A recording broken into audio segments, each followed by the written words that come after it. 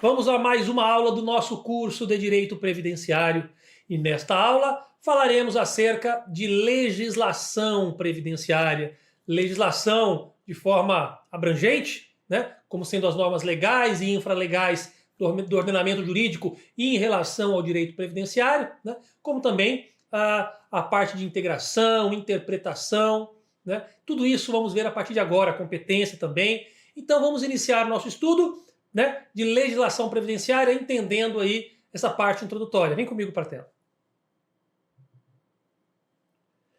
Muito bem. Estamos aqui, pessoal, nesta aula, falando de legislação previdenciária. Sobre legislação previdenciária. Bom, quando a gente usa o termo legislação previdenciária, nós estamos falando leis em sentido amplo, né? Do latim lato sensu. O que é lei em sentido amplo, lato sensu?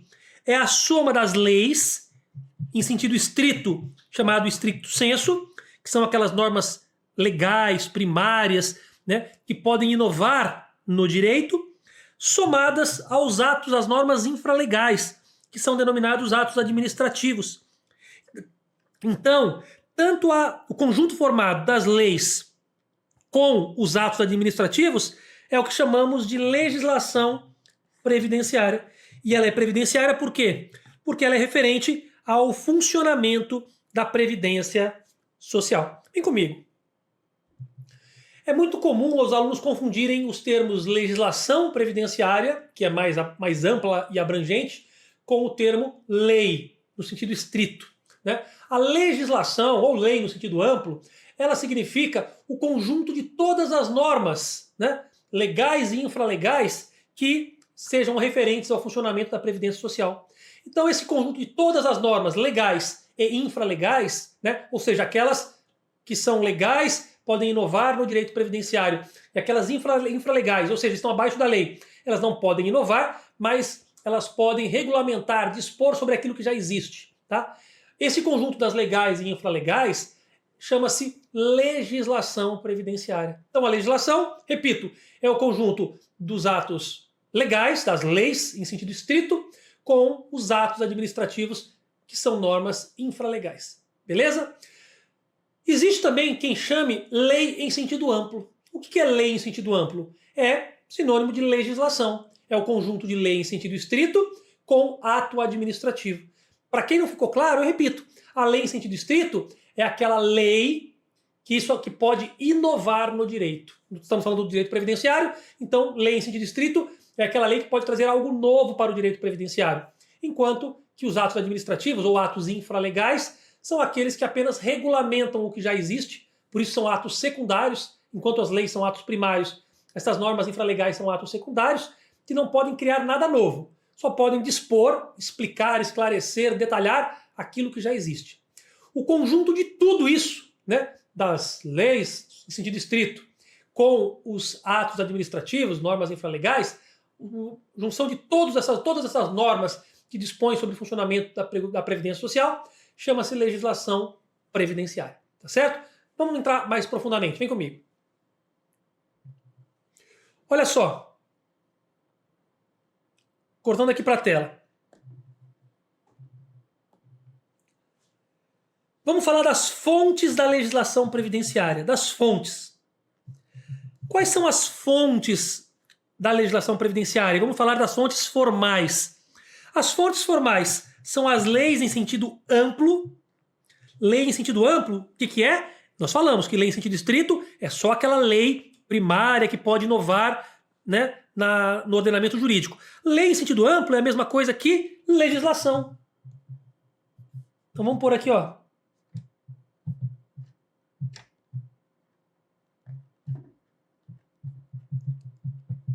Legislação é a lei em sentido amplo, ok? Esta lei em sentido amplo, legislação, ela é fonte formal do direito previdenciário, da legislação previdenciária, né? Fonte formal, por quê? Porque ela formaliza as normas que ditam aí o direito, que é a Constituição Federal, leis complementares, leis ordinárias, medidas provisórias que têm força de lei e lei delegada.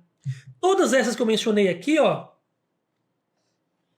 nesse bloco, são leis, né? São fontes primárias, leis em sentido estrito. Todas elas podem inovar no direito previdenciário. Todas elas. Por quê? São fontes primárias. A Constituição pode dispor sobre algo que não existe? Pode. Lei complementar pode, lei ordinária, medida provisória e lei delegada. Todas elas podem, por ter força legal, elas podem inovar. São fontes primárias, né, do direito. Fontes formais primárias. E também fazem parte dessa legislação, ou lei em sentido amplo, ó, somando-se os atos administrativos em geral. Os atos administrativos são conhecidos como normas infralegais, ou seja, abaixo da lei, né? Elas não podem inovar, ó, não podem inovar. Elas devem ater-se ao disposto em lei, permitindo sua aplicação ao caso concreto. Enquanto as normas primárias aqui podem inovar, as secundárias não podem trazer inovações. E além dessas fontes formais, que são a legislação, as leis em sentido amplo, a jurisprudência também é usado como fonte formal da legislação previdenciária, do direito previdenciário. Vem comigo. Bom, então fonte formal. O que significa fonte formal? Onde estão ali as informações que devem ser seguidas, né, em relação ao direito previdenciário? Essas fontes formais, elas são compostas, né, de forma relevante pela legislação previdenciária. E quando eu falo legislação previdenciária, é lei em sentido amplo. E lei em sentido amplo, que é legislação, ela compõe a lei em sentido estrito, que são as primárias que podem inovar, com os atos administrativos, que são as infralegais, que não podem inovar, chamadas de secundárias. Então, as primárias, nós temos a Constituição Federal, temos leis complementares, leis ordinárias, medidas provisórias, leis delegadas, são todas fontes primárias, né, do direito previdenciário, todas elas podem inovar no ordenamento jurídico. E elas, somadas com os atos infralegais, que são os atos administrativos, né, que esses, por sua vez, os atos administrativos são infralegais, abaixo da lei, eles não podem inovar, eles só podem dispor sobre aquilo que a lei já trouxe, os atos legais já trouxeram, ok? Pois bem, esses atos infralegais, que são secundários, normas chamadas de secundárias infralegais, elas somadas aos atos legais que eu mencionei, juntas elas formam a legislação previdenciária, que é fonte do direito previdenciário, junto com a jurisprudência. A jurisprudência não são leis, mas são conjuntos de entendimentos reiterados, né, que devem ser seguidos e observados, porque a jurisprudência, portanto, ela é fonte formal do direito previdenciário, né? Ao aplicar o direito previdenciário, deve-se observar os entendimentos reiterados, né, inclusive principalmente as súmulas vinculantes e o próprio entendimento reiterado dos tribunais, do próprio Poder Judiciário, acerca de questões de interesse previdenciário. Fechou? Então, fontes formais. Temos as leis em sentido amplo, que é a legislação previdenciária, somado com a jurisprudência. Essa legislação previdenciária é formada pelos atos legais e pelos atos infralegais. Os atos legais também são conhecidos como primários e os infralegais como secundários. Os primários podem inovar, os secundários não podem inovar, só podem dispor sobre o que já existe. Tranquilo? Fechou? Vamos seguir. Muito bem. Também são fontes do direito previdenciário demais ramos do direito, né? Também são fontes. Ou seja, não são fontes do direito apenas as normas previdenciárias. Vem comigo. Normas do direito constitucional aplicáveis ao direito previdenciário, normas do direito tributário são aplicáveis ao direito previdenciário, normas do direito administrativo, do direito do trabalho, né, do direito penal. Há vários outros ramos do direito em que as suas normas são aplicadas efetivamente no direito previdenciário. Por isso que outros ramos do direito também fazem parte do rol de fontes do direito previdenciário. Fonte significa o que será consultado para poder aplicar adequadamente o direito, né? E você vai consultar, além das normas legais, infralegais, vai consultar também jurisprudência e demais ramos do direito. Tudo isso são fontes do direito previdenciário. Beleza? Vamos prosseguir. Quais são as principais fontes formais, né, do direito previdenciário, da legislação previdenciária? Quais são? Bom, a principal e mais relevante de todas, sem dúvida, é a Constituição Federal. Além da Constituição Federal, a nossa lei do custeio é a Lei 8.212 de 91. E a nossa lei dos benefícios, aqui do regime geral de previdência, é a Lei 8.213 de 91. A Lei 8.212, como eu disse, trata do custeio, e a 8.213 trata dos benefícios. Além disso, o que nós temos de mais atualizado hoje, que é o que vocês devem focar nos seus estudos, né, é o Regulamento da Previdência Social, aprovado pelo Decreto 3.048 de 99. Ele traz, de forma bem ampla, né, ele traz as normas da Lei 8.212 e 8.213 com mais detalhes e está ainda mais atualizada. E ela cuida de custeio e benefício, ou seja, ela soma tudo que tem na 8.212 com o que tem na 8.213, detalha mais e está bem atualizado, ok? Temos o que tem de mais detalhado ainda, né?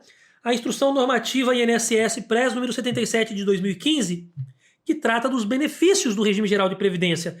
Essa é a principal norma utilizada pelos servidores do INSS. Temos a Instrução Normativa FRB 971 de 2009. Esta é a principal norma utilizada pelos servidores da Receita Federal. É o que existe de mais detalhado acerca das normas do direito dentro da Receita Federal, ok? Do direito previdenciário. Muito bem. Além disso, nós também cuidamos aqui de uma lei assistencial, que é a LOAS, Lei Orgânica da Assistência Social, Lei 8742 de 93, e temos o Decreto 6214 de 2007, que ele regulamenta o benefício de prestação continuada da LOAS, da Lei Orgânica da Assistência Social. Perfeito? Então vejam, pessoal, essas são as principais normas, fontes formais do direito previdenciário. Vocês têm que estudar a Constituição Federal, 8.212 de 91, 8.213 de 91, o Decreto 3.048 de 99, que é o Regulamento da Previdência Social. Normalmente as provas de concursos elas não pedem o conhecimento detalhado das instruções normativas, porque elas são gigantes, com detalhamento assim minucioso, porque elas são quase que manuais operacionais para quem trabalha na prática com aquilo. Por isso que provas de concursos, muitas vezes, eles não pedem as instruções normativas. Por quê? Porque aí vira uma loucura. As instruções normativas da Receita e da Previdência é quase que um manual operacional de todos os detalhes práticos do trabalho do servidor da Receita e do INSS. Isso normalmente a gente usa depois que a gente entra na Receita, depois que a gente entra no INSS. Né? Estudar toda a instrução normativa antes de entrar na Receita e no INSS é algo assim, com milhares de detalhes, milhares de informações, é algo assim que traz muitas vezes menos vantagens, né? Traz mais prejuízos do que vantagens. Porque o que cai na sua prova é o que está na Lei 8.212, 8.213 e principalmente no Regulamento da Previdência Social, que é o Decreto 3.048 de 99, tá bom? Bom, tem também concursos que cobram a Lei Orgânica da Assistência Social, LOAS, e também, né, o decreto que regulamenta o benefício de prestação continuada da assistência social. Tá aqui as principais normas, né, do ordenamento jurídico e previdenciário. Fechou? Vamos continuar. Muito bem. Bom, para efeitos doutrinários, o direito previdenciário ele é, por alguns doutrinadores, conhecido como ramo do direito social, e para outros eles denominam como ramo do direito público. Seja direito social ou direito público, como denomina a corrente tradicionalista, o que vocês têm que saber é que, seja direito social ou direito público, os dois estão certos. Se cair na sua prova, é ramo do direito social? Sim, porque ele cuida de interesses sociais. É ramo do direito público? Sim, né? É o poder público prestando aí, por meio da Previdência Social, até mesmo da Seguridade Social, né? Aí suprindo as necessidades da população. No entanto, lembrem, pode cair que é um direito social, um ramo do direito social ou um ramo do direito público. Se cair na sua prova, como já caiu, que é um ramo do direito privado, está errado. O que você não pode marcar na prova é que ele não é, que ele é ramo do direito privado, porque ele não é. Então esquece, direito previdenciário não é ramo do direito privado, né? Como, por exemplo, o direito civil. Ele é ramo do direito público, os interesses públicos é que estão aqui, né? Saúde, previdência social, assistência social, né? É uma forma de proteção, enfim. Então, ele é um direito social ou a corrente tradicionalista denomina um direito público, um ramo do direito público. Tanto faz, tá bom? Vamos seguir. A autonomia do direito previdenciário. Uma importante informação sobre a autonomia do direito previdenciário é que o direito previdenciário, sim, ele é autônomo, né? Ele possui princípios jurídicos próprios Ele não é mais um ramo do direito do trabalho, nem é tampouco um ramo do direito tributário. A Constituição Federal, através dos artigos 6º e 7º, ele separou a previdência e o trabalho, dando vida autônoma a cada segmento jurídico. Vejam, como a Previdência Social possui princípios jurídicos próprios, né, e ela foi separada, não é mais um ramo, antigamente ela era um ramo do direito do trabalho. O direito previdenciário estava inserido dentro do direito do trabalho, agora não. Agora, o direito previdenciário, ele é autônomo. O direito previdenciário, ele é autônomo, assim como o direito do trabalho. Por quê? Porque ele tem princípios jurídicos próprios. Agora, cuidado. O fato de um ramo do direito ser autônomo em relação ao outro não significa que ele é independente. Todos os ramos do direito são interdependentes. Por quê? Porque eles fazem parte de um sistema jurídico único. O direito previdenciário, ele, ainda que seja autônomo, por que ele não é independente? Porque ele depende de normas do direito constitucional que ele tem que obedecer, observar e obedecer, do direito administrativo, do direito tributário, né, do direito civil, do direito penal, do direito do trabalho. Então vejam, não confundam. Você quer na prova, o direito previdenciário é independente em relação aos outros ramos do direito? Independente não, ele é autônomo. Ser autônomo significa, né, que tem princípios jurídicos próprios, autonomia didática. Já independência significa que ele não depende de nenhum outro ramo, quando na verdade os ramos do direito eles interdependem, né? Eles têm uma interdependência entre si. Fechou? Vamos seguir. Bom, vamos iniciar agora o estudo da aplicação das normas previdenciárias. E o estudo da aplicação das normas previdenciárias se divide em 4 grupos: vigência, hierarquia, interpretação e integração. E nós vamos iniciar pela interpretação. Vamos ver então quais são as regras de interpretação, né, dentre as normas aplicáveis aí ao direito previdenciário. Vem comigo. Então vejam, pessoal, dentre as aplicações das normas previdenciárias, nós temos que estudar 4 elementos: a vigência, a hierarquia, a interpretação das normas previdenciárias e a integração. Eu vou esclarecer para vocês, eu vou explicar o que é vigência, o que é hierarquia, o que é interpretação e o que é integração. Eu vou explicar qual a diferença de interpretação para integração, quais são as técnicas de interpretação e quais são as técnicas de integração. Tudo isso a partir de agora, vamos lá. Seguindo, muito bem, bora lá. Vamos falar de interpretação. O que é interpretação? Interpretação é, diante de uma norma existente, ver qual é o seu melhor sentido e alcance. Ou seja, é dar o sentido e o alcance das normas jurídicas, interpretando-a da melhor maneira possível. Vejam, então vamos conceituar interpretação. Para que nós possamos interpretar uma norma, essa norma tem que existir. Tá? Se ela não existe, aí não é técnica de interpretação, é técnica de integração, que é para suprir aí as lacunas da lei. Se há lacunas da lei, por exemplo, não há norma sobre alguma coisa, vamos usar técnicas integrativas, não interpretativas. Mas se há norma, a norma existe, aí nós temos que ler a norma e dar a ela qual é o seu melhor sentido e alcance. Né? Então, para darmos à norma a aplicação mediante o seu melhor sentido e o seu melhor alcance, nós temos que aplicar as técnicas de interpretação. Não confundam com integração. Se estamos falando de integração, é porque não há norma sobre aquele assunto. Há uma lacuna da lei e a gente preenche a lacuna com a técnica de integração. Na interpretação, que é o que estamos vendo agora, a norma existe e vamos buscar, por meio da interpretação, o melhor sentido e o melhor alcance. Vem comigo. Olha só. Existem 3 grupos de interpretação. Interpretação quanto ao meio, quanto à origem, quanto à fonte e quanto à finalidade, que significa em relação aos seus efeitos e resultados. Quais são as técnicas de interpretação quanto ao meio? Quanto ao meio, temos 1, 2, 3, 4, 5 técnicas de interpretação quanto ao meio. Qual seja? Depois eu explico eu vou apresentar elas aqui para vocês, e depois eu entro em cada uma delas e explico detalhadamente. Vamos lá. Primeiro, quanto ao meio, né? Quanto ao meio, a interpretação pode ser gramatical ou literal, que são sinônimos aqui, tá? Dizer que a norma sofreu uma interpretação gramatical ou literal é a mesma coisa. Temos uma interpretação finalística ou teleológica, que também é a mesma coisa. Se cair na sua prova essa interpretação denominada como finalística ou denominada como teleológica, significa exatamente a mesma coisa e já vamos ver o que significa na sequência, tá?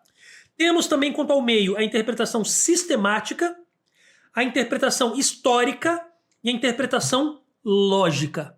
São essas as interpretações quanto ao meio. Quanto à origem, nós temos 1, 2, 3, 4 técnicas de interpretação. Quais sejam? Quanto ao meio, a interpretação autêntica, também conhecida como legislativa, a interpretação judicial, temos a interpretação administrativa e aquela chamada doutrinária. Daqui a pouco eu detalho e esmiuço cada uma delas para vocês. E por fim, a interpretação quanto à finalidade, efeitos ou resultados. Temos 3, ó. Opa, voltando aqui. Temos 3. 1, 2, 3. Então vejam, temos 5 quanto ao meio, temos 4 quanto à origem e temos 3 quanto à finalidade, efeitos e resultados. Quais sejam? Interpretação declaratória, interpretação extensiva e interpretação restritiva. Bem, pessoal, então sabendo da existência dessas técnicas de interpretação, que nós já sabemos que se estamos interpretando é porque a norma existe e vamos dar a ela o seu melhor sentido e o seu melhor alcance, vamos então entender qual é o conceito de cada uma das técnicas de interpretação, né, que nós temos aqui no direito previdenciário. E as bancas não raramente cobram as técnicas de interpretação, porém o que as bancas fazem? Elas colocam o nome de uma técnica com o que significa outra técnica de interpretação, né? Ou elas colocam o conteúdo de uma técnica de interpretação com um outro nome. Eu vou mostrar para vocês como é que acontece. Vem comigo. Vamos então estudar a primeira técnica de interpretação, qual seja? É aquela conhecida como gramatical, alguns chamam de literal. Essa interpretação gramatical ou literal, como é que faz a interpretação por meio dela? Ora, busca-se o sentido da lei, ou seja, a sua interpretação, mediante a análise do significado das palavras utilizadas pelo legislador, né? Esta é a primeira das interpretações que você vai fazer. Você não vai interpretar uma lei, uma norma, sem que você leia e tente dar ali o sentido de cada palavra. Então, sempre, nós vamos usar sempre, não apenas ela, mas ela em conjunto com outras técnicas, né? Este método é bastante restrito, não deve ser utilizado isoladamente, ou seja, você nunca deve interpretar apenas lendo as palavras, né? Por quê? Porque as palavras elas precisam ser contextualizadas. Somente ler as palavras muitas vezes não dá aí a melhor interpretação, o melhor sentido e o melhor alcance, perfeito? Como disse, nesta interpretação gramatical ou literal, primeiro gravem, ela é muito restrita, porque ela só usa uma leitura fria das palavras do texto, né? Você lê as palavras do texto, vê o que significam e interpreta por meio do significado das palavras, sem contextualizar. Ela é muito restrita. Esta técnica sempre será utilizada, mas nunca deve ser utilizada sozinha, sempre em conjunto com outras técnicas de interpretação, tá bom? Ela é a técnica onde você interpreta, busca o sentido da lei, da norma, qual seja, por meio ali da interpretação literal, gramatical das palavras que compõem o seu texto. Vamos seguir. Esta é a mais cobrada nas provas, ó. Ela é conhecida como finalística ou teleológica. Tanto finalística ou teleológica, esses dois nomes são sinônimos aqui na interpretação, tá? Pelo meio de interpretação finalística ou teleológica, busca-se a interpretação por meio do fim almejado pelo legislador. Por isso que é finalística. Qual era o fim do legislador? O que ele queria? Teleológica é a mesma coisa. Teológica, não é teológica. Teológica tem a ver com religião. É teleológica. Teleológica busca-se o fim almejado.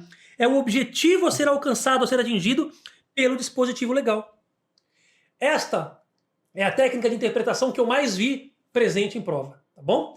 Ela é simples, finalística, ou seja, qual é o fim almejado pelo legislador? O que ele pretendia quando criou aquela norma? É a mesma coisa falar teleológica, não é teológica, é teleológica.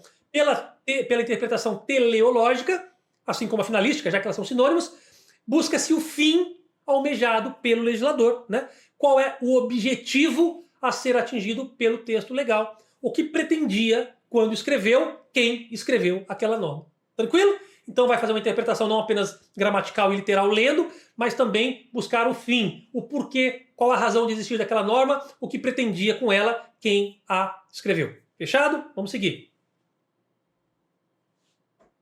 Seguindo. Interpretação sistemática. Essa também é a segunda mais cobrada em prova.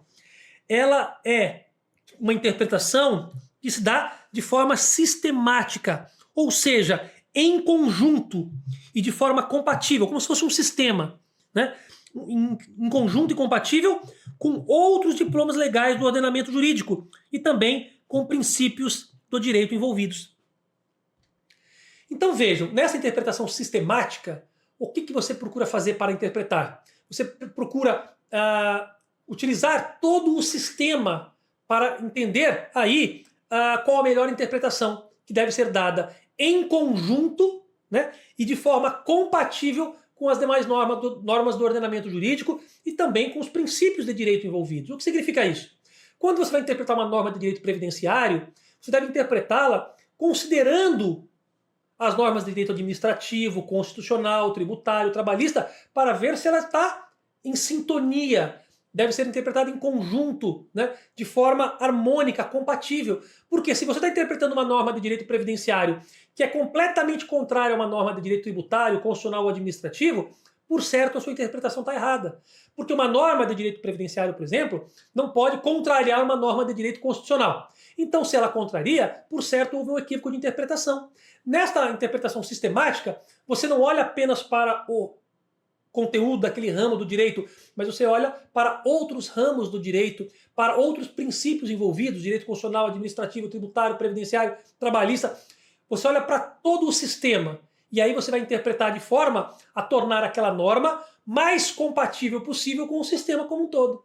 Como é que as provas costumam cobrar? Elas costumam chamar a interpretação onde se objetiva obter o fim alcançado pelo legislador, que é finalística ou teleológica.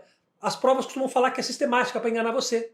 Ou então pega esta que fala que deve ser interpretada de forma compatível e em conjunto com outras normas e com outros princípios do direito envolvidos e fala que é finalística ou teleológica para te enganar. Então não. O que fala da interpretação em conjunto e compatível está falando de um sistema, portanto ela é sistemática. Quando fala do fim almejado pelo legislador, o seu objetivo, aí ela é finalística ou teleológica. Tá, tranquilo? São as duas que mais são cobradas em prova. Vamos seguir. Interpretação histórica. Essa também é bem interessante. Pela interpretação histórica, o intérprete, aquele que está interpretando a norma, ele deve analisar o momento histórico em que esta norma foi aplicada. Desta forma, ele busca o sentido da lei mediante a análise contextual dos interesses da época. Olha que interessante. Quando faz uma interpretação histórica, o intérprete, normalmente é um juiz, por exemplo, né?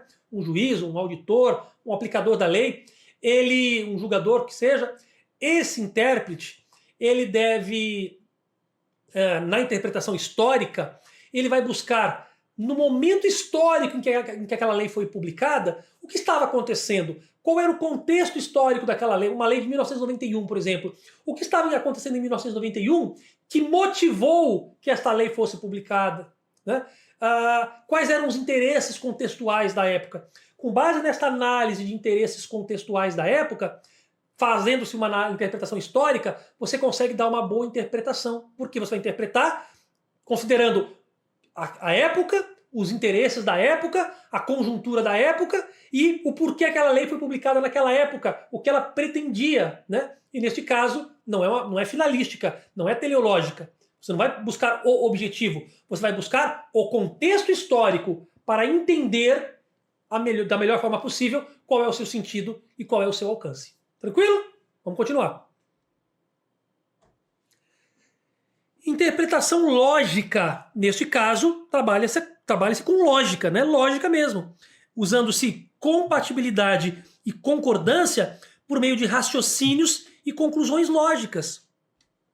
Ora, quando você lê um texto, todo texto ele é cheio de lógica, né? Você tem que ver assim, a interpretação deve ser dada por meio de uma análise lógica do texto. Você verifica qual a lógica de cada coisa naquela lei, naquela norma, está colocado lá. E aí você vai fazendo a concatenação deste artigo com este parágrafo, com este inciso, o que ele obteve, o que ele quis e qual a lógica daquilo tudo. Então, quando você interpreta, né, sempre usando outros critérios em conjunto, mas quando você interpreta usando a método de interpretação lógico, você verifica a compatibilidade e a concordância por meio de raciocínio lógico. Né? Você verifica por meio de um raciocínio lógico, por meio de conclusões lógicas, ali o que aquele texto quer, qual é a interpretação dele, a melhor interpretação dele para obter o melhor sentido e o melhor alcance. Isso é elementar em tudo na vida. Tudo na vida deve ser feito com base em lógica, em raciocínio, em conclusões lógicas. Perfeito? Isso é básico, elementar para todos os ramos. Né? Interpretação baseado em raciocínio. Isso ele se sobrepõe, evidentemente, né, a tudo, porque o raciocínio ele é relevante e importante em todas as áreas. Vamos seguir.